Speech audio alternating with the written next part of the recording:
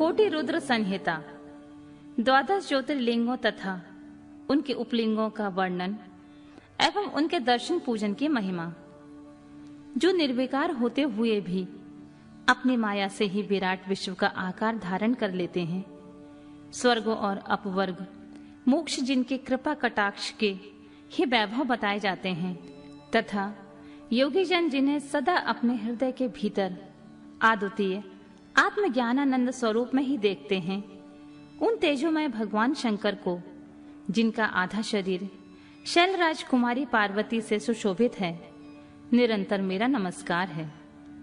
जिसकी कृपापूर्ण चितवन बड़ी ही सुंदर है, जिसका मुखार बिंद मंद मुस्कान की छटा से अत्यंत मनोहर दिखाई देता है, जो चंद्रमा की कला से परम उज्जवल है, जो आध्यात्मिक आदि तीनों तापों को शांत कर देने में समर्थ है, जिसका स्वरूप सच्चिदानंदमय एवं परमानंद रूप से प्रकाशित होता है, तथा जो गिरिराज नंदिनी पार्वती के भुजापास से आवेष्टित है, वह शिव नामक कोई अनिर्वचनीय तेजपुंज सबका मंगल करे। ऋषि बोले, सूत जी, आपने संपूर्ण लोकों के हितों की कामना से नाना प्रकार के आख्यानों से युक्त जो शिव अवतार का महात्मा बताया है, वह बहुत ही उत्तम है। तात, आप पुनः शिव के परम उत्तम महात्मा का तथा शिवलिंग की महिमा का प्रसन्नता पूर्वक वर्णन कीजिए। आप शिव भक्तों में श्रेष्ठ हैं, अतः धन्य हैं। प्रभु, आपके मुखार बिंद से निकले हुए भगवान शिव के सुरों में यश रूपी अमृत का अपने कर्णपुटों द्वारा पान करके हम तृप्त नहीं हो रहे हैं, अतः फिर उसी का वर्णन कीजिए। व्यास शिष्य, भूमंडल में तीर्थों में जो जो शुभ लिंग हैं, अथवा अन्य स्थानों में जो जो प्रसिद्ध शिवलिंग विराजमान हैं, परमेश्वर शिव के उन सभी दिव्य लिंगों का समस्त लोकों के हित की इच्छा से आप वर्णन कीजिए। सूत जी ने कहा, महर्षियों, संपूर्ण तीर्थ लिंगमय है, सब कुछ लिंग में ही प्रतिष्ठित है। उन शिवलिंगों की कोई गणना नहीं है, तथापि मैं उनका किंचित वर्णन करता हूँ। जो कोई भी दृश्य देखा जाता है, उसका जिसका वर्णन एवं स्मरण किया जाता है, वह सब भगवान शिव का ही रूप है। कोई भी वस्तु शिव के स्वरूप से भिन्न नहीं है। साधु शिरोमणियों, भगवान शंभु ने सब लोगों पर अनुग्रह करने के लिए ही देवता, असुर और मनुष्यों सहित तीनों लोकों को लिंग रूप से ही व्याप्त कर रखा है। समस्त लोगों पर कृपा करने के उद्देश्य से ही भगवान महेश्वर तीर्थ में और अन्य स्थलों में भी नाना प्रकार के लिंग धारण करते हैं। जहां जहां जब जब भक्तों ने भक्ति पूर्वक भगवान शंभु का स्मरण किया, तहां तहां तब तब अवतार ले कार्य करके वे स्थित हो गए। लोगों का उपकार करने के लिए उन्होंने स्वयं ही स्वरूप भूत लिंग की कल्पना की। उस लिंग की पूजा करके शिव भक्त पुरुष अवश्य सिद्धि प्राप्त कर लेता है। ब्राह्मणों, भूमंडल में जो लिंग हैं, उनकी गणना नहीं हो सकती, तथापि मैं प्रधान शिवलिंगों का परिचय देता हूँ। मुनि श्रेष्ठ शौनक, इस भूतल पर जो मुख्य ज्योतिर्लिंग हैं, उनका आज मैं वर्णन करता हूँ। उनका नाम सुनने मात्र से ही पाप दूर हो जाता है।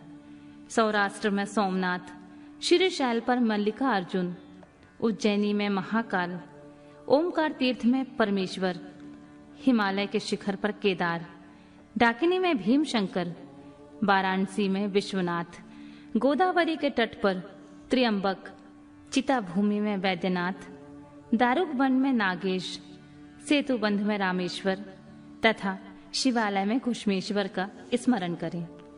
जो प्रतिदिन प्रातःकाल उठकर इन 12 नामों का पाठ करता है, वह सब प्रकार के पापों से मुक्त होकर संपूर्ण सिद्धियों का फल प्राप्त कर लेता है। मुनीश्वर, जिस मनोरथ को पाने की इच्छा रखकर मनुष्य श्रेष्ठ इन 12 नामों का पाठ करेंगे, वे इस लोक और परलोक में उस मनोरथ को अवश्य प्राप्त करेंगे। जो शुद्ध अंतःकरण वाले पुरुष निष्काम भाव से इन नामों का पाठ करेंगे, उन्हें कभी भी माता के गर्भ में निवास नहीं करना पड़ेगा। इन सब के पूजन मात्र से ही यह लोक में समस्त वर्णों के लोगों के दुखों का नाश हो जाता है और परलोक में उन्हें अवश्य मोक्ष प्राप्त होता है। इन 12 ज्योतिर्लिंगों का नैवेद्य यत्न पूर्वक ग्रहण करना खाना चाहिए। ऐसा करने वाले पुरुष के सारे पाप उसी क्षण जलकर भस्म हो जाते हैं। मैंने यह ज्योतिर्लिंगों के दर्शन और पूजन का फल बताया। अब ज्योतिर्लिंग के उपलिंग बताए जाते हैं। मुनीश्वर, ध्यान देकर सुनो। सोमनाथ का जो उपलिंग है उसका नाम है अंतकेश्वर। वह उपलिंग मही नदी और समुद्र के संगम पर स्थित है। मल्लिका अर्जुन से प्रकट उपलिंग रुद्रेश्वर के नाम से प्रसिद्ध है। वह भृगु कक्ष में स्थित है और उपासकों को सुख देने वाला है। महाकाल संबंधी उपलिंग दुग्धेश्वर या दूध नाम से प्रसिद्ध है। वह नर्मदा नदी के तट पर है तथा समस्त पापों का निवारण करने वाला कहा गया है। ओमकारेश्वर संबंधी उपलिंग कदर्मेश्वर के नाम से प्रसिद्ध है। वह बिंदु सरोवर के तट पर है और उपासक को संपूर्ण मनोवांछित फल प्रदान करता है।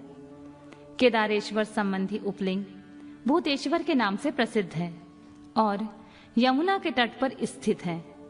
जो लोग उसका दर्शन और पूजन करते हैं उनके बड़े से बड़े पापों का निवारण करने वाला बताया गया है।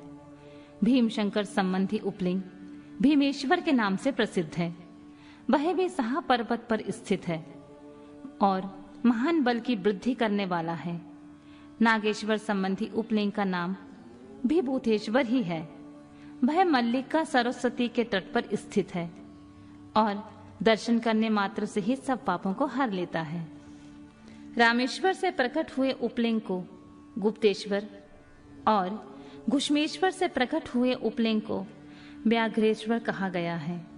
ब्राह्मणों, इस प्रकार यहाँ मैंने ज्योतिर्लिंग के और उपलिंगों का परिचय दिया है। ये दर्शन मात्र से ही पापहारी तथा संपूर्ण अभीष्टों के दाता होते हैं। मुनिवरों, ये मुख्यता को प्राप्त हुए प्रधान प्रधान शिवलिंग बताए गए हैं। अब अन्य प्रमुख शिवलिंगों का वर्णन सुनो।